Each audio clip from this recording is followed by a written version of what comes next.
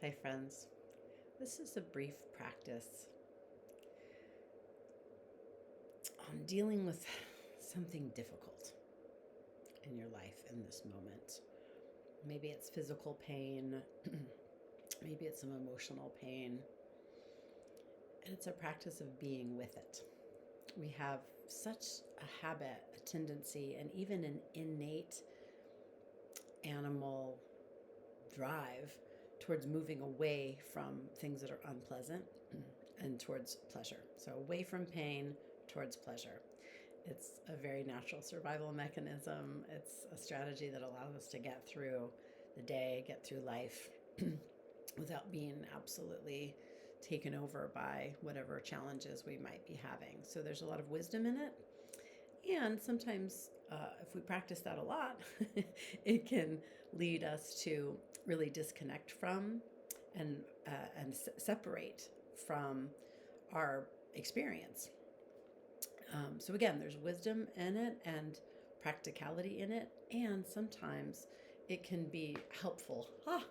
As I move, and I'm currently dealing with some pretty difficult pain in my left foot right now.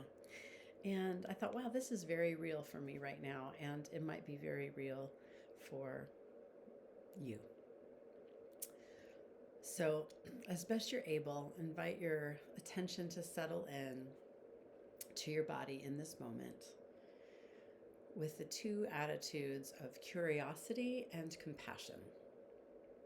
So, thinking about what curiosity feels like, it's kind of a mental process of looking at something that's new, seeking, searching, being with. And then that compassion is more of engaging the heart, right? The kindness, the warmth, the desire to relieve suffering. So we really like these two wings, right? The curiosity and the compassion of being with any situation. So finding your way to the present moment, awakening to or sensing into what's alive for you right now.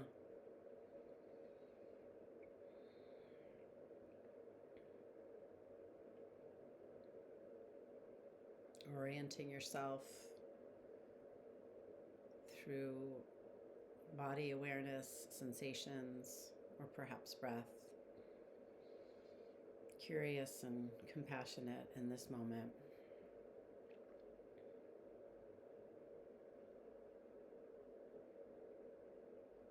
And perhaps inviting your attention to go towards rather than away from whatever it is that's difficult. So again, physical pain, emotional pain.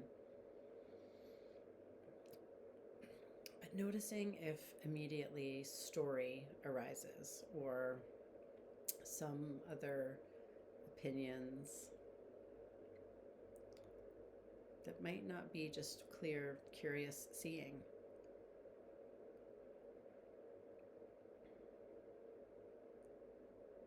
So in this moment,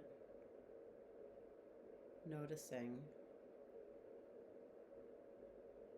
the sensations that are difficult and unpleasant, but seeing if you can name them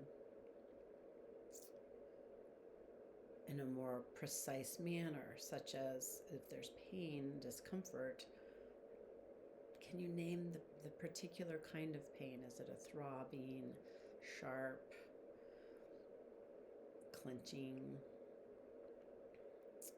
Being curious about it. Almost, this might be a little hard for some of us, but almost befriending,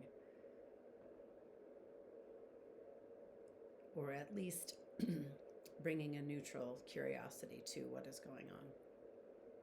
If it's an emotional challenge, again, just being really kind of curious, like a journalist, like a scientist.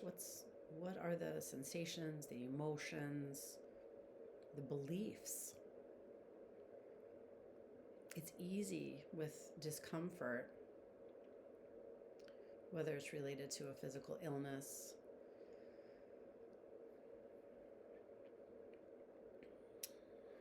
to a belief system about ourselves, to be rooted in and tangled up by fears, longings, and of course just the desire to be free from it, free from suffering. So natural. But in this practice, we're getting curious about it, trusting that we can be with it. Whatever it is, it's here anyway. So obviously we can be with it. We might not want to, but we can. So once you've gotten a little more clear, perhaps, on the details, the facts, the observable qualities of the discomfort, next we invite in this sense of warmth and compassion. It is so hard to suffer. Whatever the form of suffering is right now, have physical pain, emotional pain, both.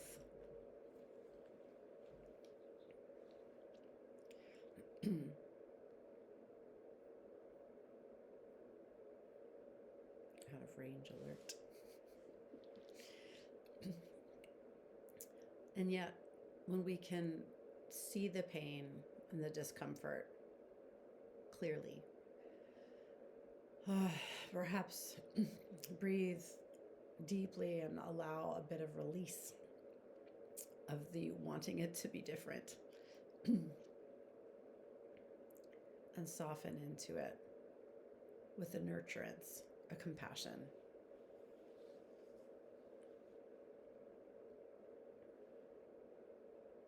Offering yourself some kind of phrase or image that indicates to your body that there's a kindness present, that there's an acceptance, an acknowledgement, an allowing, and at the same time a desire to soften the suffering. Excuse me, there's an equation in the mindfulness teachings that suffering equals pain times resistance. And what this refers to is, for example, in the case of my foot pain, there's the pain itself, and then there's all of my irritation about it, my resistance to it, my wishing it wasn't here, my wishing I could be out cross-country skiing today. That's resistance to what is. It's natural. And boy, does it make the situation worse. So just acknowledging that we have some influence over our level of suffering with any kind of difficulty. We can choose to resist it. We can choose to be with it with compassion. Sometimes it doesn't feel like we have a choice. But our practices, our mindfulness, our heartfulness, our wisdom practices teach us, okay, this too belongs. May I be with this suffering with kindness. May I remember that all things are changing. This is the nature of life.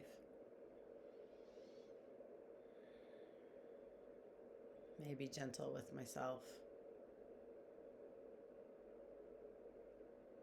May I remember that pain is a messenger. It's a communication to get my attention, to turn towards it with kindness is a wise response.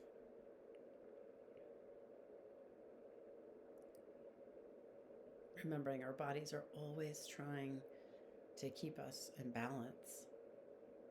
Their difficult communication to us, whether it's a low blood sugar that's extremely unpleasant physically, or digestive woes, extremely unpleasant physically, whatever it is, it's a communication.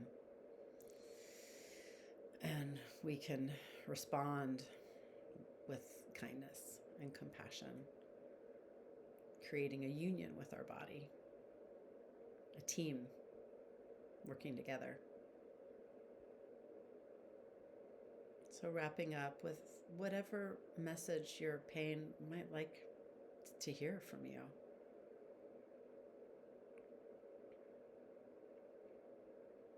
In my case,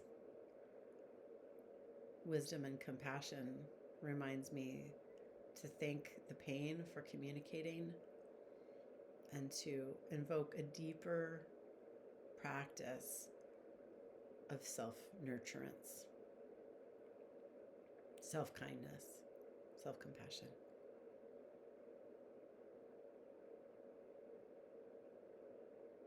None of us asked to get diabetes or mycotoxin illness or POTS or injured feet. It happens. Things happen. And finding skillful, wise, compassionate ways to move through and be with ourselves in these moments is a gift. Thank you, friends. May you be well.